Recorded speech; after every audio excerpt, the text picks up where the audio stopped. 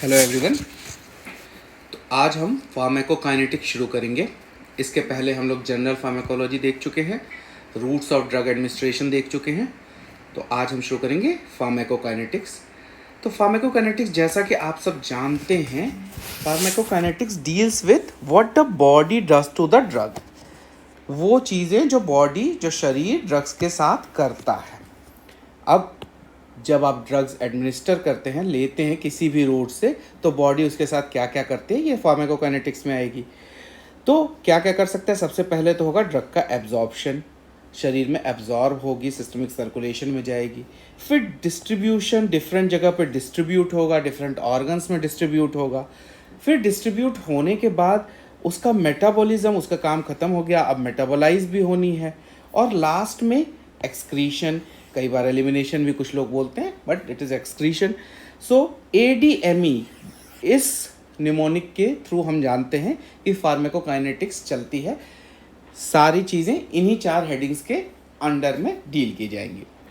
चलिए, तो अब हम लोग एक बार देखते हैं कि ड्रग्स जब हम लेते हैं तो उनके साथ होता क्या क्या है। तो सबसे पहले ड्रग आपने जिस भी डोजेस फॉर्म में लिया, मान लीजिए टैबलेट में लिया, कैप्सूल में लिया, इंजेक्टेबल फॉर्म्स में लिया, जिस भी फॉर्म में लिया आपने लिया, उसके बाद सबसे पहले तो होगा कि ड्रग सोल्यूशन में जाएगी। फॉर एग्जांपल, अगर हमने ओरल लिया तो सबसे पहले GI ट्रैक में जाएगी, वहाँ सॉल्यूशंस में जो भी गैस्ट्रिक जूसेस होंगे, इंटेस्टाइनल जूसेस होंगे, वहाँ डिज़ोल्व होगी और वो सॉल्यूशन फॉर्म में आएगी। उसके बाद वो डिफरेंट स्टेप्स पार करते हुए सर्कुलेशन में पहुंचेगी, ब्लड वेसल्स में पहुंचेगी।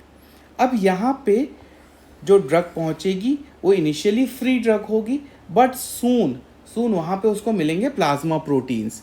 तो उनकी टेंडेंसी होगी कि प्लाज्मा प्रोटीन्स के साथ बाइंड करना।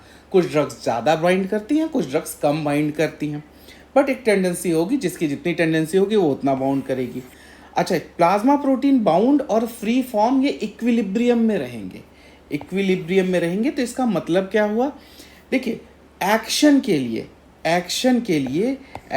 लिए सिर्फ फ्री ड्रग अवेलेबल है, लेकिन जैसे जैसे फ्री ड्रग डिफरेंट ऑर्गन्स में जाती जाएगी, जो ये इक्विलिब्रियम में प्लाज्मा प्रोटीन बाउंड ड्रग है, ये फ्री ड्रग बढ़ाता जाएगा।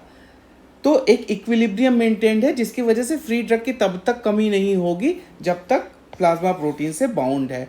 एक्शन प्रोलॉन्ग्ड भी हो जाएगा।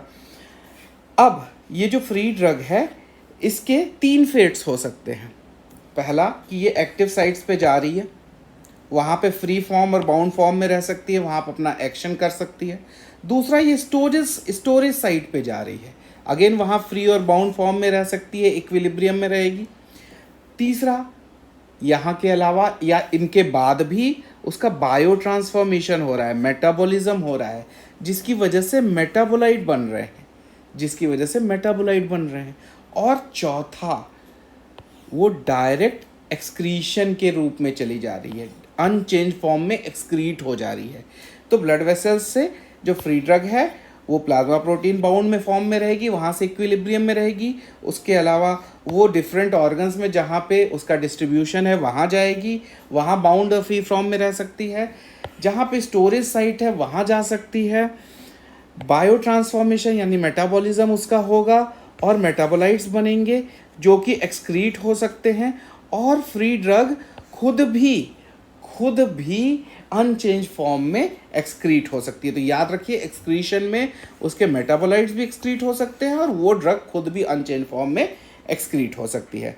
तो absorption, distribution and storage and excretion, ये शॉर्ट कंसाइज फॉर्म में आप समझ लीजिए। चलिए, अब हम आते हैं एब्जॉर्प्शन पे। एब्जॉर्प्शन क्या है? एब्जॉर्प्शन को कौन कौन फैक्टर्स मॉडिफाई करेंगे ये देखेंगे। सबसे पहले फिजिको केमिकल प्रॉपर्टीज, फिजिको और केमिकल प्रॉपर्टीज। तो फिजिको केमिकल प्रॉपर्टीज में क्या कहेंगी? पहली चीज़ हो सकती है सॉल्युबिलिटी। ज़्यादा सॉल्युबिलिटी होगी, लिपिड सॉल्युबिलिटी अधिक होगी, ड्रग का एब्जॉर्प्शन अच्छा होगा। साइज, जितना छोटा साइज होगा उतना अच्छा से उसकी सॉल्युबिलिटी होने की चांसेस है। उसके it is one of the factors जो डिटरमाइन करेगा। चार्ज, पीएच, ये सारी चीज़ें भी डिटरमाइन करेंगे, जिनको अभी हम देखेंगे। इनके अलावा और भी जो फिजिकल और केमिकल प्रॉपर्टीज़ होंगी उस ड्रग की, वो डिटरमाइन करेंगी। अच्छा, किस फॉर्मुलेशन में दी गई है, टैबलेट, कैप्सूल, सॉल्यूशंस। आपने देखा जब एब्जॉर्ब हो रही थी उसके पहले उसको सोल्यूशन फॉर्म में आना है। अगर ड्रग पहले ही से सोल्यूशन फॉर्म में दी जाएगी तो इसका एब्जॉर्प्शन बेटर हो जाएगा। टैबलेट कैप्सूल, ऐसी टैबलेट कैप्सूल फॉर्म में दिया गया जो गैस्ट्रिक जूसेस से डिस्ट्रॉय हो जा रही हैं तो परेशानी होंगी।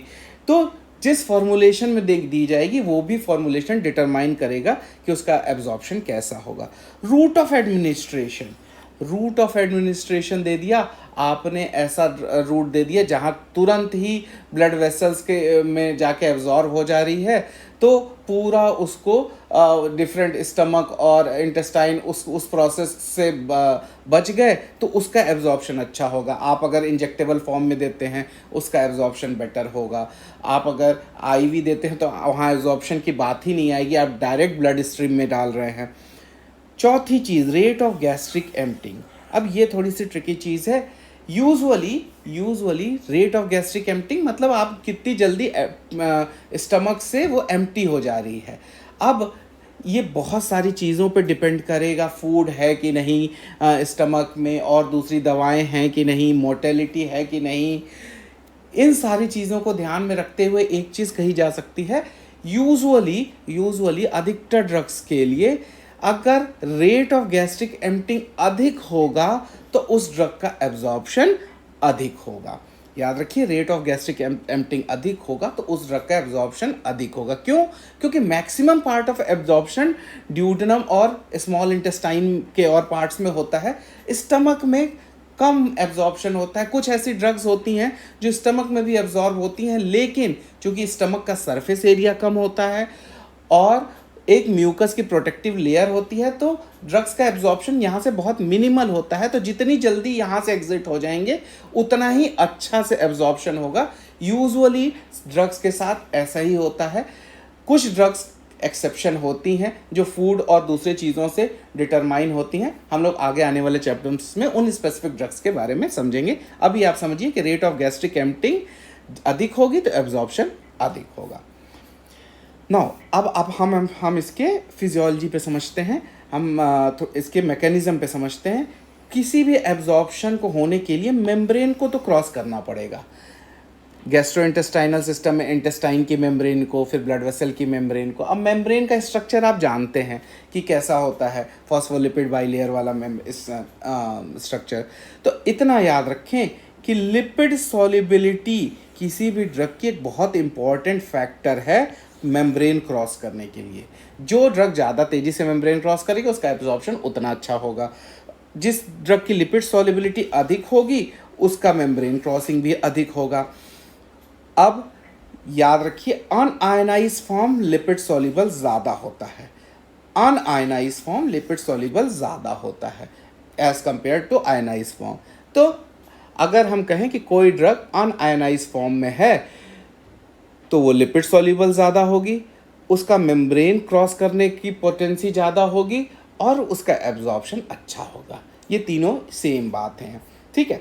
अच्छा, अब हम समझते हैं कि एसिडिक ड्रग्स जो होती हैं, वीकली एसिडिक ड्रग्स हैं, जैसे एस्पिरिन इसका एक एग्जांपल है, अभी आगे देखेंगे हम लोग। एसिडिक ड्रग्स अनआयनाइज होती हैं एसिडिक मीडियम में, एसिडिक ड्रग्स अनआयनाइज होती हैं एसिडिक मीडियम में, तो वहाँ पे वो ज़्यादा लिपिड सॉल्युबल होंगी और मेम्ब्रेन को क्रॉस कर पाएंगे, एब्जॉर्प्शन अच्छा होगा। तो हम ये कह सकते हैं कि अगर एग्जांपल से समझें तो एसिडिक ड्रग चूँकि एसिडिक मीडियम में अनआयनाइज्ड होती हैं, इसका मतलब ज़्यादा लिपिड सॉल्युबल होती हैं, इसका मतलब ज़्यादा मेम्ब्रेन क्रॉस करेंगी, इसका मतलब ज़्यादा एब्जॉर्प्शन होगा। तो इसको अगर हम जनरलाइज कर लें तो अगर एसिडिक ड्रग एसिडिक मीडियम में ऐसा करती हैं तो बेसिक ड्रग बेसिक मीडियम में भी वैसा करेंगी। तो अगर मीडियम सेम है, अगर एसिडिक ड्रग के लिए मीडियम एसिडिक मिल गया या बेसिक ड्रग के लिए मीडियम बेसिक मिल गया तो एब्जॉर्प्शन अच्छा होगा, मेम्ब्रेन क्रॉस अच्छे से करेंगे, ठीक है। तो if medium is same the membrane crossing is facilitated, फायदा होता है उससे, ठीक। एग्जाम्पल के लिए देखिए, एस्पिरिन वीक एसिड है और एब्जॉर्ब होता है better in acidic environment of stomach as compare to basic drugs. ठीक है, बेसिक ड्रग से अगर तुलना करते हैं तो उनके तुलना में मॉर्फिन या और दूसरी बेसिक ड्रग से तुलना करें तो उनके तुलना में एस्पिरिन जो होता है स्टमक के एसिडिक इन्वायरमेंट में बेटर एब्जॉर्ब होता है। अब एक चीज़ यह याद रखनी है, एसिडिक ड्रग्स एस्पिरिन चूँकि बेसिक ड्रग के कंपैरिजन में बेटर एब्जॉर्ब होता है, लेकिन चूँकि पहले भी हमने डिस्कस किया कि स्टमक का सरफेस एरिया कम है, तो इन जनरल स्टमक का सरफेस एरिया कम है और एक म्यूकस की लेयर है जो थिक लेयर है जिसको क्रॉस करना थोड़ा मुश्किल है। इन दो कारणों की वजह से मेजर एब्जॉर्प्शन अभी भी ड्यूडेनम में ही हो रहा है, ड्यूडेनम और उसके आगे इंटेस्टाइन में। लेकिन अगर हम इनको बेसिक ड्रग से कंपेयर करें तो स्टमक में जो थोड़ा मोड़ा एब्जॉर्प्शन एसिडिक और बेसिक का होता है उसमें एसिडिक ड्रग का ज़्यादा होता है। ठीक है, चलिए अब हम देख लेते हैं वीक एसिड्स और वीक बेसिस क्या क्या होते हैं। दो छोटे छोटे न्यूमोनिक्स हैं जो मैंने आप बनाए हैं आपके उसके लिए हेल्प के लिए। सो वीक एसिड्स के लिए हमने बनाया BAMS AP, BAMS assistant professor आप कर सकते हैं। ठीक है, B से बार्बिट्यूरेट्स, A से एस्पिरिन, M से मिथोट्रेक्सेट, S से सल्फोनामाइड्स, A से acidic drugs, weakly acidic drugs और P से पेनिसिलिन। ठीक है, अच्छा वीक बेसिस देखते हैं। वीक बेसिस में क्या क्या है इसका हमने बनाया निमोनिक MBA हक से MBA कर लीजिए। M से मॉर्फिन, B से बेसिस, A से एट्रोपिन, S से हायोसिन, A से एम्फिटामिन्स एंड Q से क्विनीन। सो आप चाहें तो ऐसे निमोनिक्स में याद कर सकते हैं और नहीं भी तो बेसिकली कुछ ड्रग्स हमेशा याद रख लीजिए, जैसे एस्पिरिन हो गई, एट्रोपिन हो गई, क्विनीन हो गई, एम्फिटामिन्स हो गई, मॉर्फिन हो गई, पेनिसिलिन्स हो गई। ये सारी चीज़ें ड्रग्स हमेशा याद रखें तो बेहतर रहता है। चलिए अब हम आते हैं नेक्स्ट फर्स्ट पास मेटाबॉलिज्म पे। आगे बढ़ने से पहले फर्स्ट पास मेटाबॉलिज्म बहुत ज़रूरी हो जाता है समझना। फर्स्ट पास मेटाबॉलिज्म क्या है, जैसे कि नाम से ही आप समझ सकते हैं, फर्स्ट पास पहला जहां पास हो जा रहा है। ठीक है, मतलब ये एब्जॉर्प्शन से पहले का ही मेटाबॉलिज्म हो गया। आपने देखा था ना ADME था, एब्जॉर्प्शन डिस्ट्रीब्यूशन मेटाबॉलिज्म और एक्सक्रीशन। तो एब्जॉर्प्शन डिस्ट्रीब्यूशन के बाद मेटाबॉलिज्म आ रहा था। अब ये कैसा मेटाबॉलिज्म है, ये एब्जॉर्प्शन से पहले का ही मेटाबॉलिज्म हो गया। ठीक है, आपने ड्रग ली, उसके बाद ड्रग मान लीजिए ओरल रूट से ली आपने, फिर ये स्टमक में गया, स्टमक से इंटेस्टाइन में गया। अब आप तो उम्मीद कर रहे हैं कि यहाँ से सिस्टमिक सर्कुलेशन में जाना चाहिए, नहीं, यहाँ से पहले ले लेगा इसको hepatic portal system. Hepatic portal system इसको लिवर के पास पहुँचाएगा। लिवर इसमें से कुछ हिस्से को मेटाबोलाइज कर देगा, मेटाबोलाइज करके कुछ हिस्सा डिस्ट्रक्ट कर देगा, डिफरेंट मेटाबोलाइट में बना देगा और बाकी हिस्सा सिस्टमिक सर्कुलेशन में भेज देगा अनचेंज्ड फॉर्म में। तो ऑब्वियसली अगर आपने 100 यूनिट्स ड्रग भेजी और लिवर ने उसके 20 यूनिट आपकी मेटाबोलाइज कर दी तो 80 यूनिट ही सिस्टमिक सर्कुलेशन में गई। तो ये जो लिवर ने किया ये फर्स्ट पास मेटाबॉलिज्म है। लिवर एक बहुत बड़ा ऑर्गन है जो फर्स्ट पास मेटाबॉलिज्म में पार्टिसिपेट करता है। इसके अलावा और कई ऑर्गन हो सकते हैं, लिवर हो सकता है, गट हो सकता है, लंग्स हो सकती हैं, स्किन हो सकती है, डिफरेंट कंडीशन में।